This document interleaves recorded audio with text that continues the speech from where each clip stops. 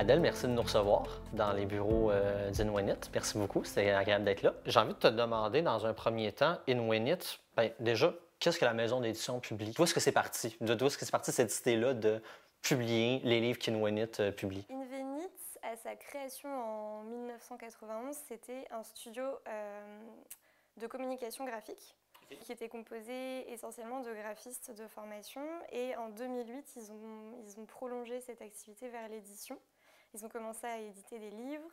Et l'identité d'Invenit, c'est vraiment la transdisciplinarité. À chaque fois, c'est comment associer les arts, la littérature, mais aussi parfois la science en un seul objet, comment mettre ce contenu en forme. Il y a un gros travail de maquette avec des maquettistes et des graphistes qui sont en interne, qui travaillent en interne dans la maison.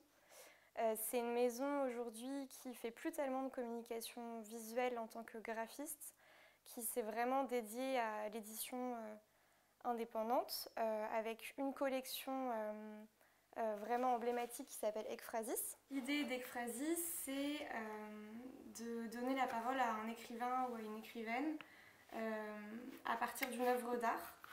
Soit une œuvre d'art emblématique de l'histoire de l'art, soit une œuvre un peu moins connue, mais qui fait partie du patrimoine de la région. Okay. Et à partir de cette œuvre d'art, de proposer à cet auteur ou à cette autrice d'écrire un récit, d'écrire sa propre lecture et de revisiter l'œuvre. J'ai cru comprendre aussi que Inwinit fait de l'édition de catalogues d'exposition en partenariat avec les musées de l'île et de la région. Alors ça, c'est vraiment une particularité d'Invenit. Je pense que c'est d'ailleurs la seule maison d'édition parmi l'association des éditeurs indépendants des Hauts-de-France qui fonctionne de cette façon-là, avec des coéditions en fait très régulières avec les musées de la région, mais pas seulement de la région, surtout de la région, mais pas seulement. C'est une maison qui est vraiment attachée à propulser des projets culturels dans ce territoire-là, à faire vivre ce territoire-là via la culture. Il y a également un autre versant de l'activité éditoriale d'Inwinit dont on n'a pas encore parlé, c'est la production de la revue que Colère du Présent va publier pour son volet papier dans le cadre du Salon du livre d'Arras. Qu'est-ce que tu peux m'en dire? Ça s'appelle Nos mondes sauvages. Nos mondes sauvages. C'est ça. Donc ça va prendre la forme d'un MOOC, donc une forme hybride entre le magazine et le livre. Donc c'est un format qui est assez particulier parce que c'est un format, encore une fois, transdisciplinaire. Donc là, il y a vraiment des contributions de toutes sortes. Il y a des photographes, il y a des BDistes, il y a des écrivains, il y a des sociologues. Il y a vraiment des contributions très riches et qui permettent d'explorer un peu cette notion polysémique qui est le sauvage, qui est une notion vraiment intéressante parce qu'à la fois elle convoque des imaginaires, surtout des imaginaires occidentaux, complètement fantasmagoriques et complètement, je pense, autocentrés, et qui aussi ont été à l'origine qui ont été une source d'inspiration pour des écrivains, pour des cinéastes. Et en même temps, c'est une notion qui permet d'opérer un retour sur nous-mêmes et de nous regarder en face, de porter un regard sur nos sociétés actuelles, en se demandant finalement qu'est-ce qui est sauvage, qu'est-ce qui est le plus sauvage. Et aussi, c'est une notion qui est très liée à toutes nos problématiques écologiques actuelles. Qui prennent de plus en plus de place dans nos vies quotidiennes, mais aussi dans le secteur éditorial, puisque beaucoup d'écrivains commencent à en parler et à questionner. En fait, l'idée vraiment de Nos mondes sauvages, c'est de se demander comment on habite le monde actuel et comment on fait corps ou non avec l'environnement, avec la nature. Est-ce qu'il y a d'autres manières possible d'habiter le monde que celle qu'on a actuellement? Donc voilà, c'est vraiment, je pense, un très bel objet qui va permettre à beaucoup de lecteurs de venir glaner des informations intéressantes. Est-ce que le format intermédiaire entre le magazine et le livre sert aussi cet objectif-là? D'ailleurs, pourquoi avoir choisi ce format-là précisément? Qu'est-ce que ce format-là apporte de plus qu'un livre apporterait aussi, ou n'apporterait pas du tout, ou sinon apporterait, mais de manière moins efficace? Forcément, quand on a un essai, disons un essai écrit par un auteur, on a son point de vue, alors sûrement un point de vue qui peut être... qui peut essayer d'englober ou de questionner plusieurs solutions possibles ou plusieurs arguments possibles à une théorie. Mais là, on a carrément plusieurs sens du mot qui sont explorés. Je pense par exemple à la photographe Olivia Lavergne qui, elle, dont on fait en fait, dont on publie certaines images dans le MOOC, des images qui viennent du livre Jungle qu'elle publie en ce moment avec les éditions Leitmotiv. Elle explore le côté végétal de ce mot-là, le côté, le territoire en fait, le paysage. Donc elle se rend dans des endroits, alors pas forcément lointains, mais dans des endroits très sauvages, c'est-à-dire des endroits naturels sur lesquels l'homme n'a pas encore mis son empreinte. C'est ça, qu'il n'a pas encore transformé, ou en tout cas pas beaucoup.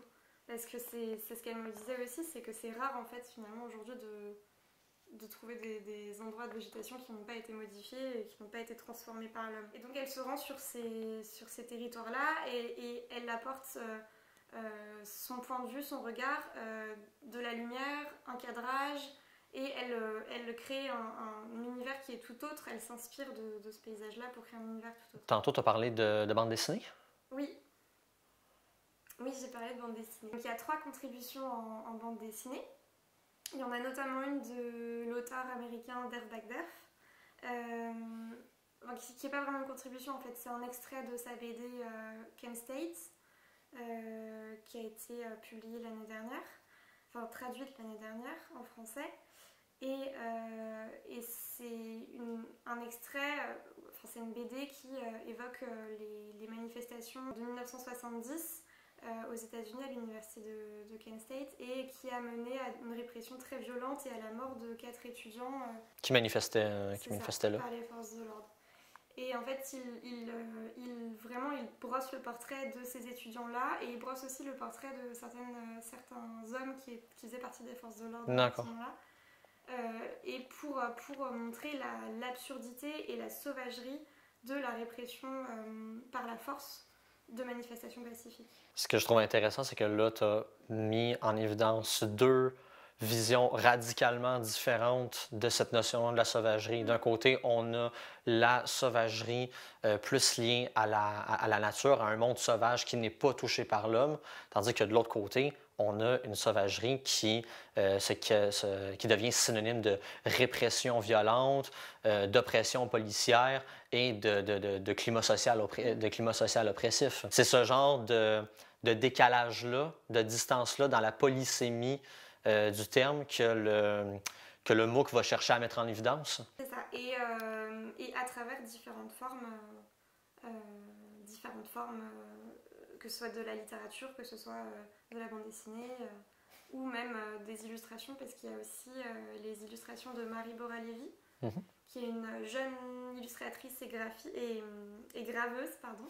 Elle crée des créatures un peu hybrides, qui sont pas vraiment genrées, on ne sait pas vraiment si elles sont animales ou si elles sont humaines. Et il y en a une autre qui est reproduite dans Nos Mondes Sauvages, qui est tirée de sa série Persona non grata, qui est une série de grandes illustrations qui représentent des enfants, en tout cas, on peut penser que c'est des enfants, mais c'est vrai que c'est difficile de leur donner un âge, en noir et blanc, qui sont tatoués, qui sont percés, qui sont en train de fumer, qui ont un regard vraiment empreint de révolte, qui ont une attitude qui n'est pas celle qu'on pourrait... attendre normalement d'un enfant de 8-9 ans. Mais toujours dans cette idée d'hybridité et de chimère aussi. La question des mondes sauvages, elle est naturellement polysémique, elle est transdisciplinaire Et ça fait un lien direct avec la mission éditoriale de Winit. Tantôt, tu as reparlé j'insiste, tantôt, tu as reparlé de revalorisation, de revalorisation du patrimoine, de l'art, tout le temps lié à une question, tout le temps lié à une question de mémoire.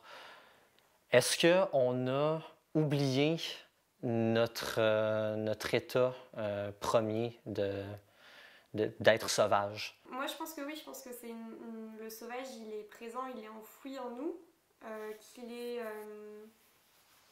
enterré et surtout qu'on le réprime parfois. Parce qu'on vit en société, parce qu'on vit dans des pays industrialisés, donc on vit aussi, on est très nombreux à vivre dans des villes.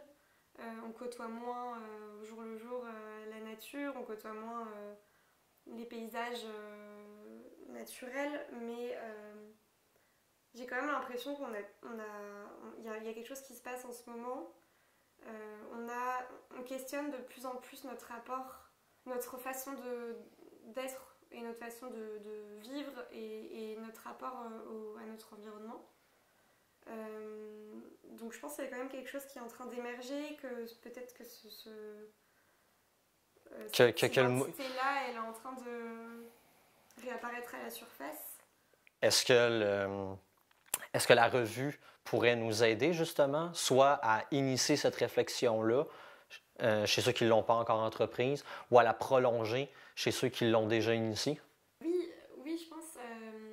Déjà parce qu'on peut y glaner les informations qu'on a envie. Donc si on a déjà entamé une réflexion par rapport à une des facettes du sauvage, on peut aller piocher certaines idées, certains questionnements par-ci par-là. Et puis oui, parce que c'est pas un livre qui va donner des réponses, c'est un livre qui propose des pistes de réflexion sur notre rapport au sauvage, sur ce qu'il veut dire aussi de nous et de notre culture. Écoute, l'abbaye de Vaucelles, Exphrasis, Marie Boralevi, la revue Nos Mondes Sauvages, c'est foisonnant, ça a été vraiment intéressant. Merci beaucoup, Adèle. Je te remercie.